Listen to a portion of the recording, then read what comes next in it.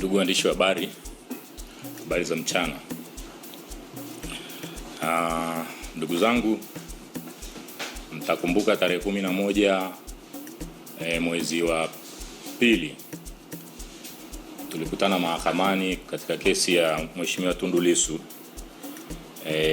na nilipata fursa ya kuzungumza na waandishi wa habari pale mahakamani, na tulizungumza kwa kina sana mambo ya chama, lakini niliwapa ahadi kwamba nitatoa msimamo wangu wa kisiasa siku chache zijazo. Sasa na siku yenyewe ndugu zangu ni leo. Nimewaita hapa ili tuje tuzungumze baadhi ya mambo ya msingi na pia niweze kutoa msimamo wangu wa kisiasa kama nilivyowaahidi. Sasa naweza nikaanza mbali kidogo, lakini nafikiri tutaelewana tu. Kama mtakumbuka ndugu waandishi wa habari, mwaka jana mwezi wa kwanza tulikuwa na uchaguzi ndani ya Chama cha Demokrasia na Maendeleo, Chadema, ambapo katika uchaguzi huo, wakati huo nilikuwa mwanachama wa Chadema na nilikuwa mweka hazina wa Chadema kanda ya Pwani. Sasa nataka niwasogeze ili muweze kuelewa baadhi ya mambo, ili mfahamu ni kwa nini niliondoka Chadema, lakini ni kwa nini nilienda Chauma na kwa nini naondoka Chauma. Sasa nina mambo kama hayo matatu, naomba niwapitishe kidogo ili muweze kuelewa. Waswahili wanasema ukiwa na hasira sana usifanye maamuzi, na pia wanasema ukiwa na furaha sana pia usifanye maamuzi, unaweza kuharibu. Sasa ndugu zangu, mwaka jana mwezi wa kwanza tulipoenda kwenye uchaguzi mkuu ndani ya Chadema, mtakumbuka tulikuwa na viongozi wakubwa wawili wanagombea, na katika uchaguzi huo ambao ulikuwa na makundi mawili makubwa ndani ya chama, mimi Patrick Asenga, niwe mkweli kabisa wa moyo, sikuwa na muunga mkono mwenyekiti wa sasa wa Chadema Tundu Lissu. Nilikuwa na muunga mkono Freeman Mbowe katika uchaguzi ule. Na katika uchaguzi ule ambao kimsingi ulikuwa uchaguzi huru na wa haki, Freeman alianguka katika uchaguzi huo. Na katika mazingira yale chama chetu kiligawanyika makundi mawili. Sasa ndugu zangu, kama mnavyofahamu, wakubwa tuliokuwa nao wengine walikuwa kwenye secretariat tulivyokutana, ambao kimsingi hawakuwa upande wa Lissu.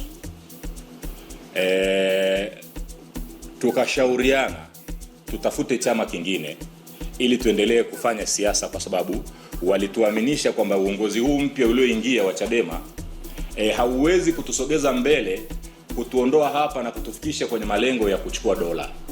Sasa tukajengeana hoja kwamba tutafute chama kingine. Ndipo tulipojitokeza tukatafuta chama kingine na tukajiunga na Chauma. Sasa tulipojiunga na Chauma, ndugu zangu, Chauma ikashiriki uchaguzi mkuu wa mwaka jana.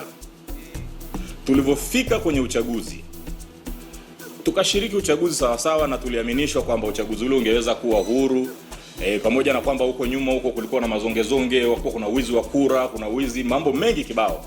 Wakatudanganya kwamba mama sasa hivi na Chama cha Mapinduzi na serikali yao wamebadilika, na si wengine tukaamini kwamba wacha tukapambane, ili kama tunadai katiba mpya tukapambane kwenye vyombo vya kimaamuzi, kwa maana ya Bunge la Jamhuri ya Muungano wa Tanzania. Tutakaokuwa tumefanikiwa kushinda kwenye uchaguzi huo, tutapambana bungeni kuhakikisha sheria zinabadilishwa na tunapata katiba mpya. Lakini kilichotokea, nyinyi ndugu zangu wote mnafahamu, haukuwa uchaguzi, ukawa ndo uchaguzi mbaya kuliko chaguzi zote zimewahi kufanyika katika nchi hii. Ukawa ndo uchaguzi ambao watu wengi sana wameuawa. Katika mazingira kama haya, ndugu zangu, mimi nilikuwa mgombea, pia niligombea Moshi mjini. Sasa wakati wameanza kutangaza matokeo ya kila jimbo, mimi nilikuwa kwanza kumwambia mgombea wetu ambaye alikuwa Salum Mwalimu, kwa kumpigia simu nikamwambia, chief, unaona matokeo wanaotangaza hawa jamaa hawajabadilika. Nikamwambia ni vyema ukajitokeza mbele ya vyombo vya habari ukaieleza dunia matokeo wanaotangaza, kwa sababu ninachokiona hakuna matokeo hapa. Na nyinyi mnafahamu uchaguzi ulivurugika sana maeneo mengi, na maeneo mengi masanduku yalipasuliwa, vituo vingi. Kimsingi uchaguzi ulivurugika kwa sehemu kubwa sana. Lakini nikamwambia, unaona matokeo wanayotangaza? Akaniambia nayaona, nitatoa tamko. Matokeo yake hakutoa tamko, nikamtafuta tena siku ya pili, hakupokea simu. Ikaendelea siku ya tatu, matokeo yanaendelea kutangazwa na mauaji yanaendelea kufanyika. Sasa ndugu zangu, katika kitu ambacho kilinishangaza, tukiwa katikati ya mtanziko huo, nikaona wanatangaza kwamba mshindi anaenda kukabidhiwa cheti Dodoma. Kuangalia kwenye magrupu ya ndani, nikaona viongozi wangu wa juu wanakwenda. Nikampigia tena katibu mkuu ambaye alikuwa ni mgombea urais, hakupokea. Nikampigia mgombea mwenza ambaye alikuwa ni Devota Minja, akapokea simu. Nikamwambia, katika matokeo ya hovyo namna hii ya uchaguzi huu ambao tunayaona yanayoendelea kutolewa kwenye mitandao, nyinyi mnakwenda kushiriki kukabidhiwa cheti kwa mshindi, kuna maanisha nini? Nikamwambia, kwa nini mnakwenda kushiriki mambo yote mabaya namna hii huku mkifahamu kwamba wananchi wameuawa, na wala kulikuwa hakuna hata sababu ya kuua wananchi kwenye uchaguzi huo, lakini mmeona matendo yote mabovu ambayo yamefanyika. Kwa nini nyinyi mnataka kushiriki hizo hatua za mwanzo za kukabidhiwa cheti? Alichoniambia Devota Minja ambaye kimsingi ndo alikuwa mgombea mwenza, akaniambia tunakwenda kwa sababu angalau tumeshapoteza maeneo mengi tupate viti maalum. Nikamwambia, mnapata viti maalum kwa njia gani? Kwa sababu viti maalum lazima mpate kwanza angalau 5% ya kura za wabunge na rais. Kwa matokeo haya ambayo wamejipangia tayari, wanaonekana mgombea ana 97% peke yake, hizi nyingine za mgawanyo. Kwa matokeo haya ambayo ya kila jimbo ukitazama wamewapa wagombea ubunge kura 1200, 1000 ngapi? Kura 800. Nikawaambia hizo viti maalum vinapatikana vipi? Sisi tunakwenda ili tukafanye mazungumzo. Kuanzia hapa nikaelewa kabisa huu mchezo unaochezwa hapa ni mchezo wa namna gani. Sasa sikushangaa, siku chache tena baada ya kukabidhiwa cheti, hawa viongozi wote wakabebana tena wakapelekwa wakaenda kushiriki kuapishwa kwa mgombea kwa mgombea na wakateua mtu wao mmoja. Anatangaza kwamba uchaguzi ulikuwa mzuri, ulikuwa wa haki kuliko chaguzi nyingine zote, huku wakijua kabisa moyoni mwao kwamba ndio ulikuwa uchaguzi mbaya katika chaguzi zote ambazo zimewahi kutokea katika nchi hii. Sasa ndugu zangu, haikuishia hapo. Baada ya uchaguzi umeisha, mimi nikawaambia tena, kama chama cha siasa na kweli kama mko tayari kufanya siasa, jitokezeni hadharani mlaani mauaji yaliyotokea. Jitokezeni mkalani haya mauaji. Nimesema maneno hayo kwenye magrupu yote ya Chauma, nimewapigia simu wa viongozi, hakuna ananipa ushirikiano. Nilivyoona wanazidi kuendelea, hakuna anayetoa tamko. Bado hapa katikati wakati haya mambo yanaendelea na kesi ya Lissu ikawa inaendelea. Sasa viongozi wangu na baadhi ya wanachama naona wamebadilisha namna ya kufanya siasa. Hakuna anayekikosoa Chama cha Mapinduzi. Kazi yao kubwa imegeukia ni kukosoa Chadema na kumshambulia mwenyekiti Lissu. Nikawaambia kwenye magrupu ya ndani, hivi sisi malengo yetu kwenye siasa ni nini? Kwa sababu kama chama cha siasa tunapaswa sisi kuikosoa serikali iliyoko madarakani kwa sera zake na kwa mambo wanayoyaendesha, namna wanavyoendesha nchi vibaya. Huu ndio wajibu wetu sisi kama chama cha siasa. Sasa ni pamoja na yote haya wakaanza kunishambulia kwamba wewe ni Chadema, wewe ni Chadema. Nikamwambia hapana. Hiki ninachokisema, sisi wajibu wetu ni kuikosoa serikali ya Chama cha Mapinduzi ambao kimsingi ndio tunataka iondoke madarakani. Sisi tuingie tuongoze nchi hii. Sasa tutachukuaje nchi katika mazingira ambayo yanaonekana tumegeuza maadui zetu Chadema ndo maadui badala ya Chama cha Mapinduzi? Ndugu zangu, hakukuwepo na majawabu. Na mimi nilikuwa nikiangalia namna kesi ya Lissu inavyoendeshwa, kwa kweli niliona kuna uonevu mwingi, na ndio maana hata nilipokutana nyinyi tarehe 11 mwezi wa pili nikawaambia Lissu anaonewa. Sioni kesi hapa. Ukitazama ushahidi ambao umewasilishwa, sioni kesi. Ndio maana mimi nikasema wacha niende mahakamani nikajionee mwenendo wa hii kesi. Siku niliyokwenda mahakamani ndio siku ilikuwa vita kubwa zaidi ndani ya chama.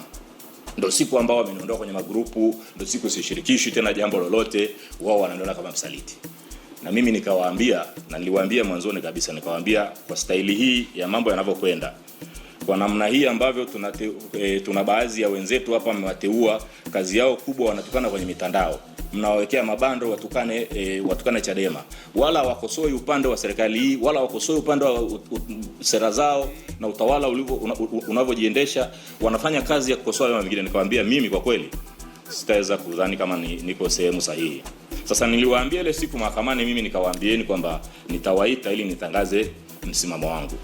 Na ndugu zangu, kwa mambo yalivyokwenda, kimsingi nimeona kabisa, na baada ya kutafakari kwa muda mrefu, lakini nikarudi upande wa pili. Ndugu zangu, wale viongozi wa Chadema ambao tuliambiwa kwamba chama hiki hakitaweza kwenda mbele, nikapiga mahesabu yangu yote, nikafanya tathmini yangu binafsi, nikagundua tulikosea, na nikagundua tumepotea njia. Chadema kwa maneno yale ambayo tulikuwa tukiambiwa hayako hivyo kama alivyokuwa anasemwa. Ukweli ni kwamba tulikosea, na nikitazama ndugu zangu, vyama vingine vyote hivi sioni chama ambacho ni cha ukweli cha upinzani zaidi ya Chadema. Ndio maana baada ya kutafakari kwa kina, nimeona nirudi nyumbani. Ni mtoto, unaweza tukasema ni mtoto, kuna ile hadithi ya kwenye Biblia wanaita ni mwana mpotevu. Sasa ndugu zangu, mimi nimetafakari, nimeona kabisa kwamba sehemu sahihi ni nyumbani kwangu, na nyumbani kwangu ni Chadema. Chama hiki ndicho ambacho kilinipa mimi heshima kubwa. Mwanzoni kikanipa nafasi nikawa diwani wa Tabata, kikanipa nafasi nikawa mwenyekiti wa wilaya kwa miaka 10, baadaye nikawa mweka hazina wa kanda, lakini pia kimewahi kunipa nafasi, kikanipa heshima ya kugombea jimbo la Rombo. Niligombea ubunge wa jimbo la Rombo.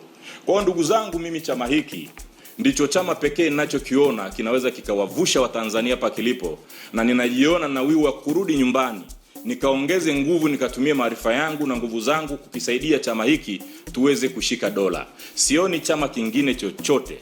Kwa hivyo naomba kutumia fursa hii ndugu zangu, kwanza moja kabisa kuwaomba radhi viongozi wa Chadema ambao kwa njia moja ama nyingine nilitoa matamshi ama mabaya wakati wa kuondoka, na waomba radhi sana ndugu zangu.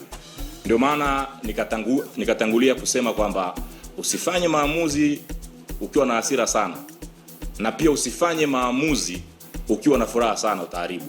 Kwa hiyo niombe sana, narudia tena kuwaomba radhi viongozi wangu wa Chadema, wanachama na wananchi wote kote ambako nimeshiriki shughuli za kiserikali, nilikogombea nafasi zozote zile, na waomba radhi.